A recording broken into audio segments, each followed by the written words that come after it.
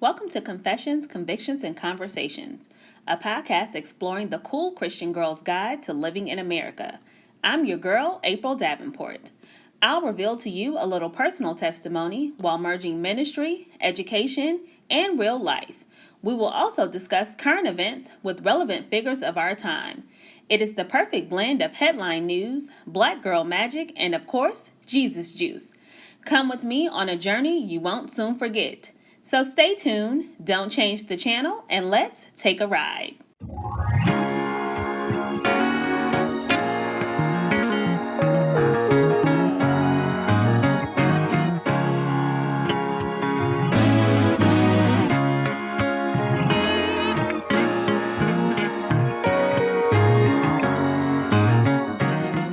Welcome to Confessions, Convictions, and Conversations. I'm your host, April Davenport. I'm so glad that you are still here with us, and I hope that you are riding the waves of this fresh start summer. We are still in our relationship series, and I'm so glad to have on the show today my sister, my friend, and my soror, Miss Montray Ashley. Montray, welcome to the show. Thank you so much for having me. I'm so glad that you're here and that you are rocking our favorite color, That's purple. It. Nothing but. And you're rocking it so well. Oh my God, I guess I've known Montray, I don't know, years. Maybe even decades. Because let's see, how long have you guys been at Beulah? About 27 years. Oh my God, so almost 30 years now, because I've been at Beulah all of my life. So no, that's maybe all of your life, because Montray actually is really only 27. Absolutely. Doesn't she look 27? Yes. But Montray, just so that I don't mess things up, why don't you tell our viewers a little bit about yourself? Well, as she stated, I am Montray Ashley. I'm married. I've been married to my husband now for about 27 years, come August. Yes. And we have one son. His name is Chase. He's 10. Yes, Shout out I'm a to late Chase. bloomer, but yes, that's my pride and joy. And I'm also a life coach. And as she mentioned, we are part of the illustrious, the greatest sorority, Delta Sigma Theta. That's right. And it's just such a blessing and honor to be here to share with my dear friend and sister. And I'm thankful so much for her having me. Great. So one of the things you mentioned is, of course, that you are a life coach, and we're going to be talking about life today.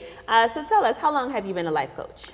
It's going on 4 years now. 4 years. Well, professionally. Professionally, Let's just that's say it right. like that. I believe I've always been called to Yes. pour into others and help them to, walk life's journeys and help them through things. But professionally, it's been about 4 years. Right, because Montray and her husband actually lead the intercessory prayer ministry at our church, and so then the Lord has led you to shift that right outside of church into life coaching. What would you say made you definitely shift into that role outside of church, into a professional role as a life coach? Well, to be honest with you, actually, the Lord had called me away from my job. I was in corporate America for over about 25 years, and I was sitting home one day and just trying to figure out what was going to be the next step, because I actually left corporate America to help with my son, because he was kind of growing right before my eyes, and I didn't want to miss those moments. But I was like, okay, God, there's got to be more than being the teen mom and just traveling here and there and going to the little parent-teacher conferences and washing clothes. Right. So, and I just heard him just clear as day, dropped in my spirit, life coach. And I was thinking, okay, well, I've kind of been doing that for a while, because in my career at corporate America, I was always a manager. Okay. So I always had subordinates, was always, coaching, mentoring, and all those things. So he said, okay, take it to that next step. And it was like, life coach. I'm like, okay, I don't want to go back to school again, because, I want to get certified. You want credentials, because you want, people to be able to trust you. So he was like, okay, yeah, you got to take those steps. You got to go back to school. I'm like, no. So I fought, for a while. But anyway, here I am. I relented and gave in to what he wanted me to do. And so I went back to school, got my degree, got my certification in life coaching. But I always thought that I was just going to go back, maybe be a career coach, for an organization. Okay. Never wanted to be an entrepreneur. Never thought about being an entrepreneur. And then one day he spoke and he was like, okay, you've got to do your own thing. And I was, to be honest with you, timid, because I'm also, I like to help people, but I don't want to do it on my own per se, because that means that's responsibility, when you become an entrepreneur. And I never thought I could. and never wanted to. But, he opened the door and, here I am. The rest is history. Okay, I like that. So we've been talking about relationships, all right, on the podcast, and all types of relationships, because we know that the human connection and relationships is vital to one's life, right? So this is all up your alley. And I heard you say that you were a manager, and even that was preparing you for what you're doing now, because you were helping to manage relationships, even on the job. And so we've talked about unhealthy or dead or bad relationships. We've talked about broken relationships and how to repair that. And so today we want to talk about shifting ships, all right, and how to kind of move those stagnant relationships in your life. I thought about, it's funny, you said you've been married for 27 years, right? You've been at Beulah for 27 years. So there could very well be relationships in your life that have been 30 years long, but that doesn't necessarily mean that those relationships that have lasted for 30 years, right? You may even have some relationships in your life that are 40 years, and not just you, but anyone that could last that long. But that doesn't mean that they are profitable, right? Or purposeful or growing. And a lot of times I think that, we hear so many times people talk about relationships. Oh, I've been doing this for 50 years. Oh, I've been doing this for 40 years. But then you think about it, if you were look at it on a graph, right? That relationship could be flatlining the entire way. And, as I was examining some different things in my own life, I was just thinking about some of the relationships in my life that I've had for a long time, and wondering, have they grown, And so wondering, when we think about those relationships in perspective to our life, into our individual lives, into our individual paths, how does that really begin to affect us? So the first question I want to ask you is that in thinking about our horizontal relationships, right, the ones that we share with other people, but then if we think about our vertical relationships, right, that direct relationships that we share with God, do you think that our horizontal relationships are a direct reflection of that vertical relationships, that one that we share with God? Do you agree or disagree with that statement? I actually agree, because we're supposed to be an extension of Christ. Right. So if we have the love of Christ within us, it's easy to exemplify that to others. And if we don't have that, sometimes it's difficult to connect with other people, because you don't have that inside of you to be able to share with other people. And then sometimes you can have relationships, and if you don't have that one with Christ, those relationships outside of that are not meaningful. They're not purposeful. They don't make you fulfilled. It's kind of one-sided. Or if it's two-sided, it's just you're not getting all out of the relationship that you could potentially get, because you don't have that strong connection with God or with Christ. But once you do, He teaches you how to show that from Him, because He is love. And so love, it shows up in so many forms. And if you have that inside of you, it's easy for you to connect with other people, regardless of what level you're on and regardless of what level they're on. So I'm a firm believer that the two go hand in hand. We can't separate one from the other. But if you do, then you're not going to get it's not going to be as productive or fruitful as you mentioned earlier, if it's not connected to Him. I like the words that you use, productivity, right? Being fruitful. Why do you think, though, then people are apt to remain in stagnant relationships? And that could be romantic relationships, platonic relationships, work relationships, whether it's a relationship that they say on their job, right? Because you have a relationship with where you work. Whether, it's a friend relationship. Why do you think that people are apt to stay in these stagnant relationships where they're not seeing any productivity, where they're not bearing any fruit? Why do you think that people are apt to kind of stay in those relationships and simply exist rather than grow? Yeah. And two things. One, it could be fear of unknown, because you don't want to, if you've become in that place for so long, you've gotten comfortable. Right. And you don't know what's out there. So there's a fear of, at least I know what I have now.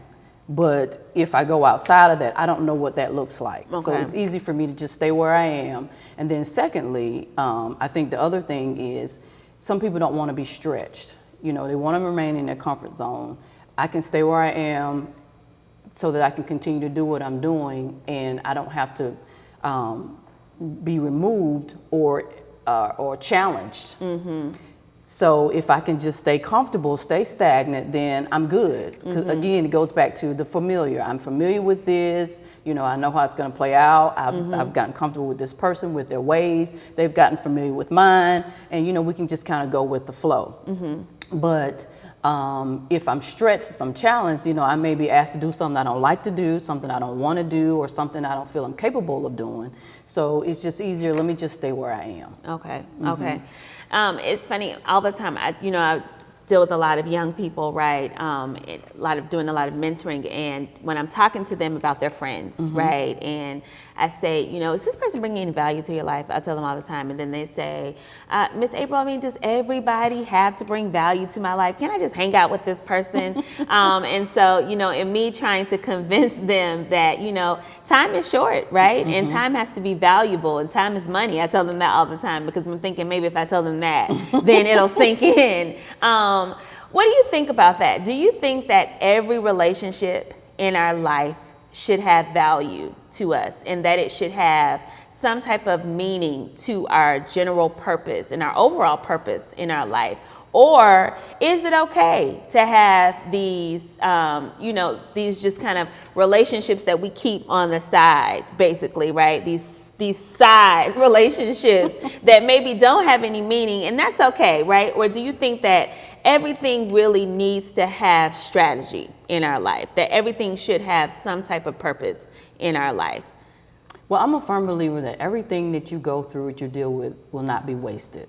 So even if it is the side relationship that you just kind of want to hang out and let your hair down and not necessarily, you know, have any connection with, I think God will still use that some kind of way, you know, to benefit you, whether it's you learn from their mistakes or you know, or you actually get something from that. But I do believe that we should have purposeful relationships, that you don't just go out and just like, okay, you know, things are all willy-nilly and just kind of let things fall into place. Right. But for those people that are going to walk with you in your journey, for whatever that journey is, you definitely want to be strategic about that, because you want to have people in your circle around you that's going to promote health, that's going to pour into you and not pull from you all the time.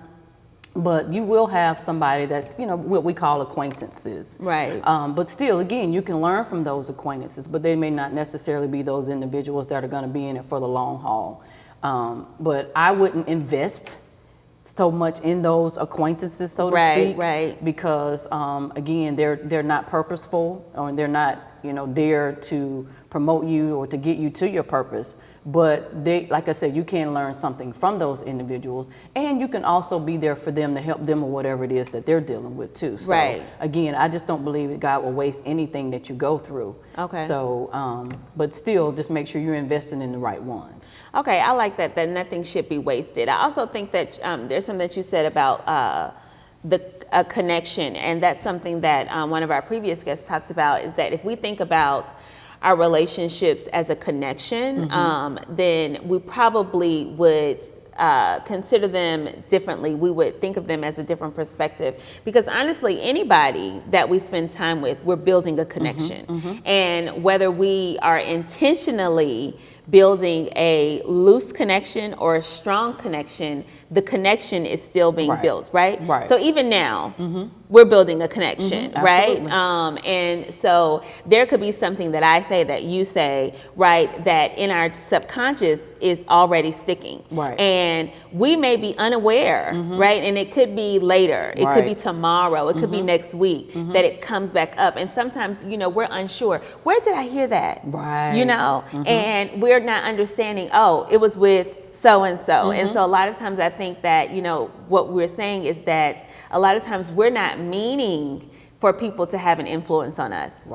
But they do. And so that's why I think that we have to realize that sometimes these relationships that we think don't have a lot of meaning, these relationships that become stagnant, they actually are having more of an influence on us than we are intending them to. And so if we think about that, if we think about these stagnant relationships, you know, how can we begin then to try to shift them, to try to move them into having some purpose? If we're talking about, you know, to the person who has, you know, maybe they've been married for, decades, and they feel like their marriage is just in the same place that it was in 20 years ago. Or even the person, even if we're talking about like a sibling connection, and just maybe it's the same that it's always been. How would you advise that person into shifting their relationship so that they can begin to see something different? Yeah. Well, first of all, I think one thing we need to do, and we fail to do, we always want to look at the other person, but we need to do that self-evaluation. Let me look at me. Let me see what it is that I can do differently. Let me see how I have evolved, or how I've been changing. What's different about me, and what can I do, that could spark the relationship or take it into a different direction. Because it's easy to see the flaws in everybody else. Right. But when we take that minute and look in the mirror for ourselves and see, okay, well, Montray, you've done some things differently. You've grown this way and you've grown that way. And this individual also has too.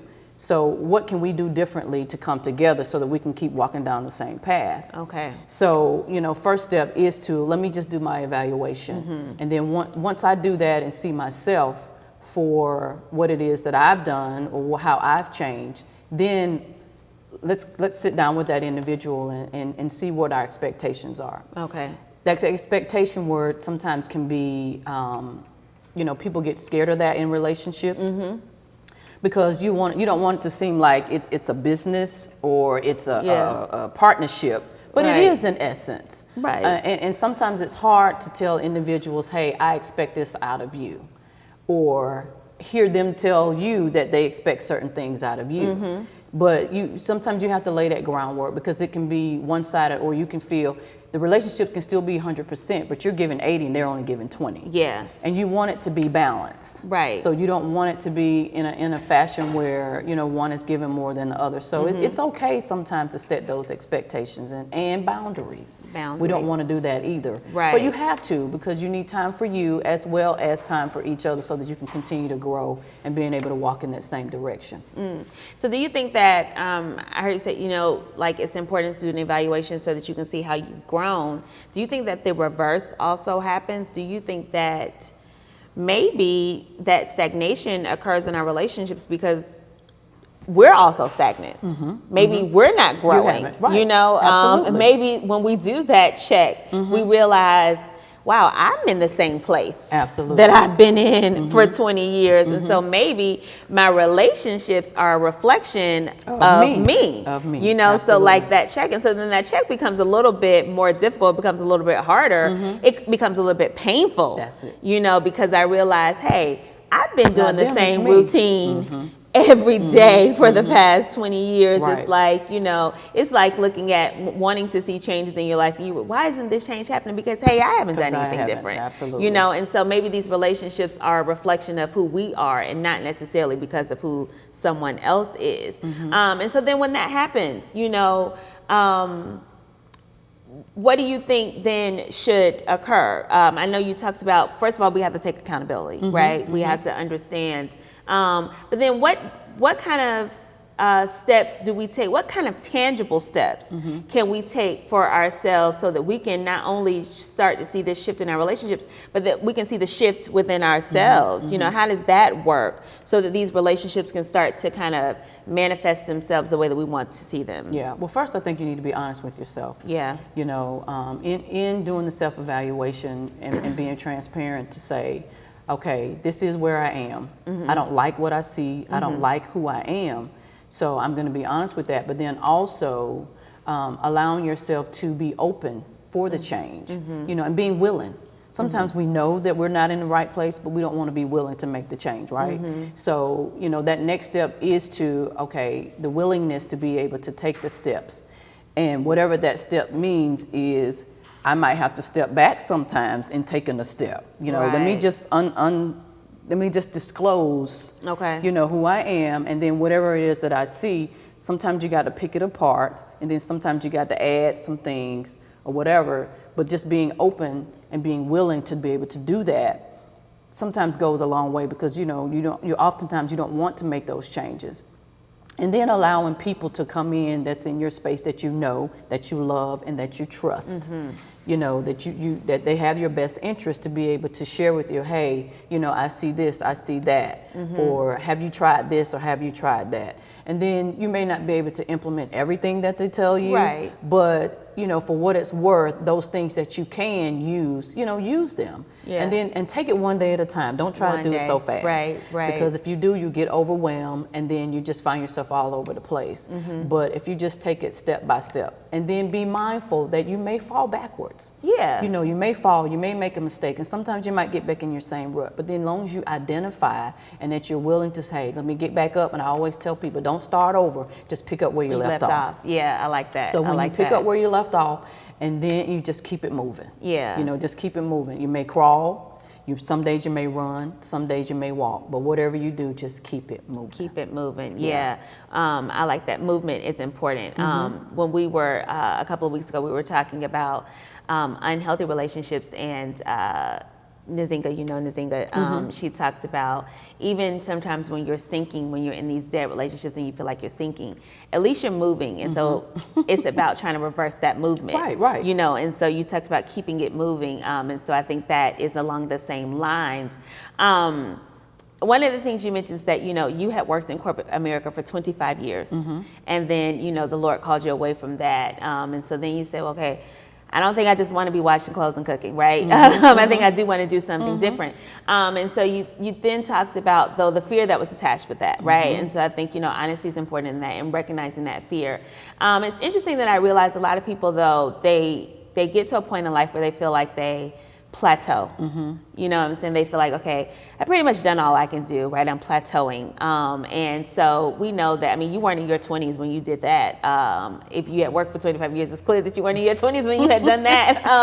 But, you know, they get to the point in life where they feel like they plateau. And this doesn't just happen on the job, right? This happens spiritually. Right. People feel like they plateau, right?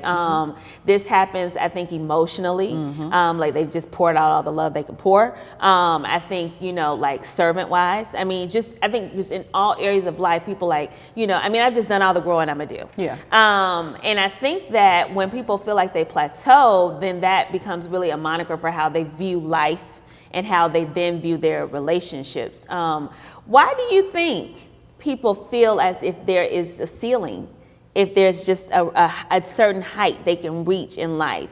And then I think that's where the stagnation occurs. People just feel like all right, this is where I'm going, and then I'm just going to flatline it the rest of the way through life. Why do you think people have that mindset? Well, I think sometimes because we put limits on ourselves. You know, even as a child, you know, if you've had dreams and aspirations, I want to achieve this. You know, once I've gotten that, then that's it. And, you know, I just believe it's because we've put those limitations on ourselves because we felt like we've accomplished, you know, A through J or whatever that letter is or that number is, then that's the most that we can do. And then sometimes you just have to put people around you or even yourself to know that, hey, I can break beyond, like you say, the glass ceiling or whatever. And you just need that extra push. But, you know, if you don't have that, if you don't have that motivation within yourself to know that, hey, there's more, because there's different stages in our lives. Even when, you know, you get 70 and 80, you still can. Right. Whatever that can is. Right. But once you decide within yourself this is it, then everything else starts to deteriorate. And, you know, you lose that motivation for life or for relationships or whatever that thing is. But you've got to be able to say, hey, there's more. There's more that I can do, or there's one more person that I can talk to, or there is one more this that I can do. And it may not be on a grand scale, but there is more. There is more. So even that little more, whatever that is, it is still more than what you were previously doing. You've still broken, you know, that ceiling. You've still gone beyond what those original expectations are. So I don't think a person could ever plateau. Right. You know, that's just what they've, you know, put on themselves. But I often tell people, once you stop growing, it's time for you to cross over to the other side. Right. Yeah. I mean, that's it. I mean, because like I said, God has given each and every one of us, you know, seasons and stages of our lives to grow. There's things for us to do. And if you stop growing, you stop learning. You've stopped learning. And once you stop learning, I mean, that's it. Yeah. That's it. So it's time for you to book up and leave. Yeah. So I mean, I would encourage people, don't limit yourself. Don't put plateaus. Just look for that next thing. Reinvent yourself. Right. You know, just because you're 65 and, you know, you feel like you've retired and, hey, I've traveled the world, I've done this, I've done that. There's still something else. There's something else that you could be doing. Definitely. And I think that as people begin to reimagine, you know, their lives themselves, I think that they will realize that, you know, maybe their relationships, you know, will also begin to be reimagined, and you know, that could mean that their relationships get reshaped, you know, and that doesn't necessarily mean that someone is, you know, pushed out of their life. It just may get reshaped. Right. You know what I'm saying? So the person that you saw every day, you might not see them every day because maybe you guys' paths begin to diverge a little bit, but, you know, it just gets reshaped. Or somebody that you thought, hey, I thought we didn't have any interest alike, but you know what? Maybe I do like to hike. So, you know what I'm saying? Maybe I'll call the girl I see hiking all the time and I thought she was crazy. You know what I'm saying? Maybe I'll try that. You know what I'm saying? And I realized, because that's one of the things I realized about myself, I really do like to hike. You know what I'm saying? And I started calling somebody that liked to hike or whatever. And then my mom says, I can't believe you do all that. But hey, I like it. And you know never what know I'm until saying? you try. You never know it until you try it. And so I think that, you know, as we begin to try to shift ourselves, and then I think it's in that shift that we realize, you know what, I can have more than one purpose. Right. You know what I'm saying? I could do more than one thing in life. God is a big creative God, right? You know what I'm saying? He can really have more than one path for me to take, or along this path, there could be a lot of outlets, you know, for me to do. And so as we think about, you know, these horizontal relationships, these stagnant relationships that might need some water, that might need some harvesting for them in order for them to grow, what about the person that feels that their relationship with God is stagnant, that they're just not seeing any productivity? And we know it's not on God's part. Right. Because God is always at work, right? He is always busy. What do you say to that person that just feels like, I don't feel like I ever hear from God. I don't feel like God is ever answering my prayers, you know? What do you say to that person that just feels like, you know what, I got saved, but I don't feel like God is ever looking out for me. Right. You know, it's like disappointment after disappointment. You know, maybe that person feels like they're just in a place of despair. And so for them, maybe the relationship is just, they feel as if it's stagnant. And we know that, you know, like we said, God is always at work. But what do you say to that person? How do you, you know, how do you help that person? Well, I feel it's all about perspective. That's the one thing. But then secondly, you know, I think sometimes what we do is we're sometimes too busy. Yeah. And then we don't see God at work. Right. Or we don't hear God at work. And, you know, we can't recognize the things that he's doing. And then sometimes we're looking too hard. Yeah. You know, we're looking for him to respond and act in a certain way. Or we're basing it on somebody else's experience. Yeah. So we see him working in somebody else's life a certain way, and then we want to integrate it into ours. Well, he's not working because he's not moving this way. You know, so we don't see that because we put him in a box. So again, that perspective, you know, how you see him at work, you know, through the trees, through the songs that you hear, you know, at the grocery store, you know, wherever he can do anything through anybody. But sometimes we don't recognize it because we're too busy, or we're looking for him to do it in a certain way, and you know, we overlook that. And then also, it's that intimate time that you need with him. Right. You know, you got to get somewhere where you can be still, be quiet, block out the noise. I call it the closet life. Yeah. You know, living in the closet, because he said, enter into your closet, shut the door. Yeah. And so once you go in, shut everything out, put your cell phone down, not trying to, you know, look at Facebook, you know, social media, whatever, not thinking about what you got to do. I mean, just truly just you and him, and allowing him to minister and to speak to you. And then sometimes, you know, he may not speak immediately. And then sometimes we're looking for an audible voice. And it may not necessarily be audible. It may be through a scripture. It may be through a song, or you may have somebody to send you a text. Yeah. You may have somebody to call you and say something, you know, that's going along with whatever it was that you were having a conversation with him about. So it's just a matter of you taking that time with him, to being able to recognize what it is that he's doing, how he's doing it, and then not try to compare it and relate it to somebody else's experience. I like all of that. I agree with all of those things. So what would you say to the person that says, okay, I understand that, but where do I start? How do I get started?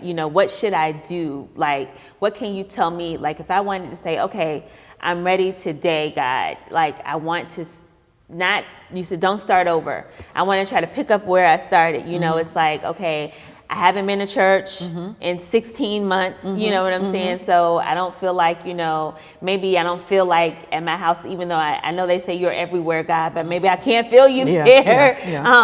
What can I do today to try to like kickstart, to jumpstart that relationship with God? What's something that you would say? What would you tell that person? I mean, just do something practical. Sometimes I think we overthink it. We do. We overthink. We want to be super spiritual. We want to be super deep. I mean, just like if you you lost contact with a friend, that you went in high school with, and now here it is 15 years later. Right. And you stumbled across their number. I mean, you just pick up the phone and call them. Right. And that's the same thing you do with God. Yeah. You just, it doesn't have to be, all elaborate. You can just be sitting in the living room and you just start up a conversation. Just start up a conversation. Hey God, it's been a while. Right. We hadn't talked. I know I've kind of, gone out doing my own thing, but I'm here. I'm hurting. I'm broken. I need you. Here I am. Right. Right. I mean, it's just me, just right now. I don't have much words to say, but I just want to start today. I don't know what tomorrow looks like. Tomorrow I might go back out and start doing my own thing. I mean, really. Yeah. But for the moment, just here I am. And just like when you pick up that phone, hey girl, it's been 20 years we haven't talked. And a lot of times when you had that connection with that girl, and it's almost like the time has not elapsed. You can just pick up. Doesn't he constrict the time? Right. You just pick up really, truly where you left off. And he's just sitting there right there waiting, just like, okay. Yeah. And I always feel like, I tell people all the time, like when you try to reconnect with God, whether and if you're a texter, just start writing then. Just write. If you're a texter, I'm like, I'm telling people, text me. Like I'll text you a book back. But if you, just start writing then. And I'm saying, God is like sitting on the edge of his seat. Just like, and as soon as you start, he's going to be like, yes, I'm so glad he or she reached out to me. Like, you know what I'm saying? I'm so glad to hear from him. I'm so glad she came back, like you said. And it's just like, he's been waiting. And I think about that when I go get ice cream, I'm like, oh, I'm so glad to have you in my life because I just love ice cream. And I try to restrict myself to once a week. And even though it's only been like 7 days, it's like I haven't had it in months. But I feel like that's how God is. Like, yes, I'm just so glad to hear from you. I've been waiting on you. And it doesn't matter, how long the time has been, because God's time is not our time, and so, for him, it's just like, oh, I have just collapsed all of that time. Absolutely. And so I think that, if we think about our relationships as a direct reflection of our relationship with God, we can think about that even with the stagnation in our own relationships. You can say, hey, whether it's, your spouse or a sibling or a friend, let's just do something different today. Do something. You know what I'm saying? It's like, I tell my parents all the time, my mom's like, okay, what do you guys want to eat? I said, let's just eat something different today. Right. You know what I'm saying? Like my dad loves hamburgers. I said, why don't you try the chicken today? Like he loves hamburgers. And I'm like, get something different. Type of burger. Yeah. Instead of the regular ground beef, we're going to do sirloin. Yeah. So you just got to switch it up a little bit. Let's do something different today. And so, you'll just be surprised if you just do something different. You never know when the shift will occur. And I think that it is just in the shift, you know what I'm saying, something miraculous can occur. Something amazing can occur. And even if this is what I love about GPS. Because you can discover something new about GPS. It's like GPS, it's just so smart, right? It has all of these different ways to take you to the same place. Same place that you've been going, all the time. Right. And you're like, I never knew that I could go this way to get to the same place. The rerouting is amazing. And so, and of course it can see things like, and I always tell it's really God, right? Because it can see things that you can't see. And so when you discover these new ways and then you discover, oh, I had no idea that was right there. I had no idea that this was right there. And so it's almost like when you want to see a shift, you really are just really turning on your GPS so that you can experience something that you've never experienced before. And when you want to really experience the shift in your life, you have to experience the shift not only in your relationships, but you have to experience the shift within yourself. And then ultimately you have to be willing to experience the shift from God. Right. Because when he begins to move you, everything in your life is going to shift. Everything. You know, your relationships will begin to shift.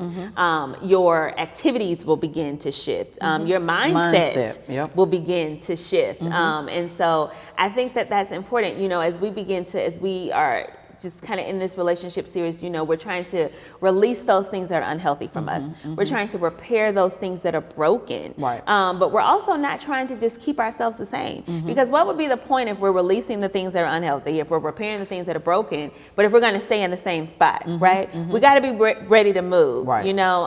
And so that's what we're trying to do. If you had to tell somebody 3 things that they could do to implement, like some homework, all right, to prepare themselves for a shift in their life, what would those 3 things be? Well, first, and as you were mentioning, some things came in my mind when you were talking about repositioning yourself and the God being the GPS system. We can't resist where he's taking us or showing us, because sometimes we get so stuck in, we know how to get from point A to point B. Yes. And we don't want to alter. That's daddy. So I know how to get there. I mean, I know how many stoplights it's going to be. I know it takes me exactly 6 minutes to do that. But then sometimes, like we talked about that rerouting, you know, God will reroute you because, like you said, he sees that there's an accident, or he sees that there's going to be this little old lady crossing the street and you're going to be texting and you'll hit her. So, I mean, it's just so many, you know, anomalies that can occur between here and there that you're so used to taking. So, you know, we can't resist you know, those things that he's trying to take us, those different routes that he's trying to take us, being open. So don't resist where he's taking you, being open to where he's taking you. And then be obedient. Yes. Yes. Be obedient. Because, I mean, I can't tell you how many times I've heard God say, turn here, and I didn't. And I end up sitting in traffic for 2 hours. Yeah. You know, it's like, had I just, I mean, that one, but I was so stuck in my own ways. I know how to get there. You know, I can do this. You know, I know how to do this. So, and then I wrote a blog a few months ago, and it was centered around relationships, and it was titled, Don't Miss Your Exit. And sometimes we can miss our exit, you know, from relationships. And I know you were talking about having healthy and unhealthy relationships. But if you miss your exit from that relationship and, you know, and you don't get off when you're supposed to, there's some unnecessary hardships and headaches that you're going to experience. Not to say that you won't ever be able to get back off and, you know, get back on the right track, but there's some things that you're just going to endure that you would not have had to go through had you just done what you were supposed to do. So be obedient, you know, when God leads you to do those things. And just remembering that, you know, he has all the answers. He can see, he knows the end results. He knows when you're going to get hurt. He knows how you're going to recover. He knows ultimately, you know, what you're going to get out of. And then just be willing to hear him and then to follow him. And then lastly, those relationships that you have that sometimes are toxic, you know, be open to leave those relationships that you know that aren't good for you. And the way that I tell people to detect them, if you walk away every day and you're feeling drained, then you know it's probably time to you know, shift. You know, we talked about that word shift a little bit. So, you know, you just kind of be mindful of those things, knowing when to get off your exit, being able to not resist when God is moving you to do some different things, and then being open to wherever it is that he's taking you. So hopefully, you know, those are some tangible things that I think that can help individuals with making sure that they're not stagnant. And then when it's time to move on, you know, and I often tell people in life coaching that just because the relationship is going in a different direction doesn't mean that that person was bad for you. Right. It doesn't. And doesn't mean that you were bad for them. It's just that you've kind of outgrown each other. You know, you've taken each other as far as that you can go. And it's time to move on to that next, whatever that next is. You know, I had a car, my very first car when I graduated high school was a 1988 Chevy Beretta. It was good for me and it was good to me, but it started to give me trouble after some years. So I had to make a decision. Do I want to keep driving this car, investing in it? It doesn't have much value. It has, you know, devalued, you know, over the years due to the wear and tear. or do I want to invest in something else? Because if I keep it, it's eventually going to put me down. Yeah. Right? But if I get something else that's more reliable, then of course it will be more dependable, and it'll take me wherever it is that I need to go. So I had to make a decision. So ultimately I parted from it. I traded it in and got something better.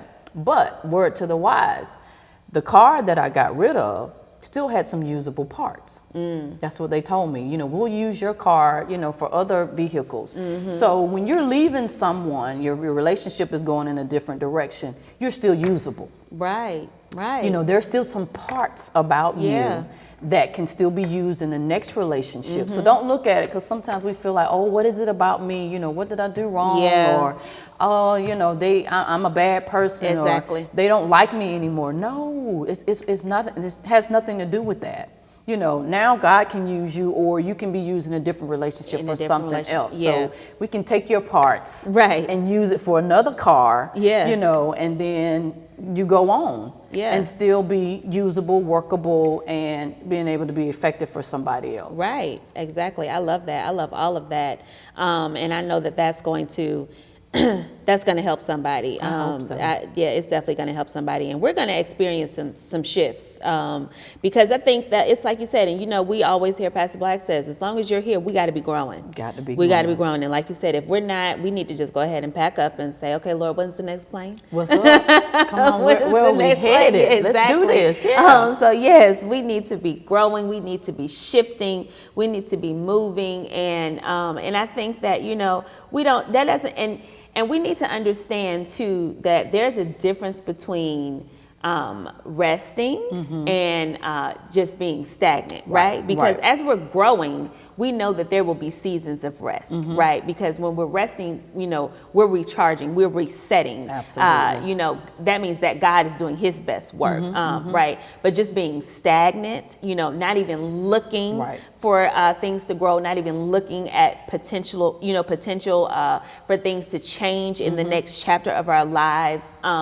That's the difference, right? Because then that means that our mind is not even being transformed or being renewed, as the Lord says, and we ought to be renewed daily.